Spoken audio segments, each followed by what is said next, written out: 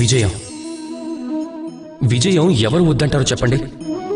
ప్రతి ఒక్కరూ విజయం వెనుక పరిగెడుతూ ఉంటారు. ప్రతి ఒక్కరూ విజయాన్ని పొందినందుకు పండగ జరుపుకుంటారు, సంతోషంగా ఉంటారు. కానీ ఒకవేళ నేను అపజయం గురించి మాట్లాడితే ప్రతి ఒక్కరూ దాని నుంచి దూరంగా పారిపోతారు. ఏ ఒక్కరూ వారి జీవితంలో అపజయాన్ని కోరుకోరు. అంతేకాదు వేడుకుంటూ ఉంటారు జీవితంలో అపజయం ఎప్పుడూ రాకూడదు అని. ఇక అపజయం వచ్చినప్పుడు మనిషి నిరాశపడతాడు, ఏదో శోకంలోకి వెళ్ళిపోతాడు. ఎందుకు? అలాంటి అవసరం ఏమీ లేదు.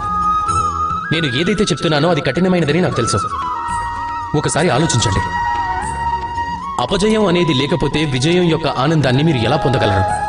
ఎప్పుడైతే మీరు ఎండలో నిల్చొని ఉంటారో, దప్పికను పొందలేరో, అప్పటి వరకు చెట్టు మీకిచ్చే నీడ యొక్క ఆనందాన్ని మీరు తెలుసుకోలేరు, దాని గొప్పతనాన్ని తెలుసుకోలేరు.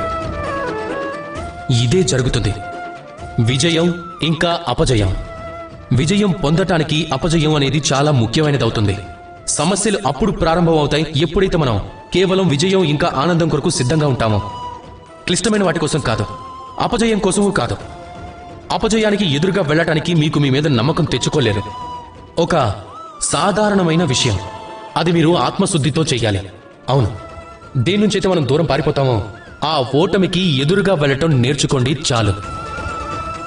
అప్పుడు చూడండి, ఖచ్చితంగా మీరు గెలుపుని పొందుతారు. రాధా కృష్ణ.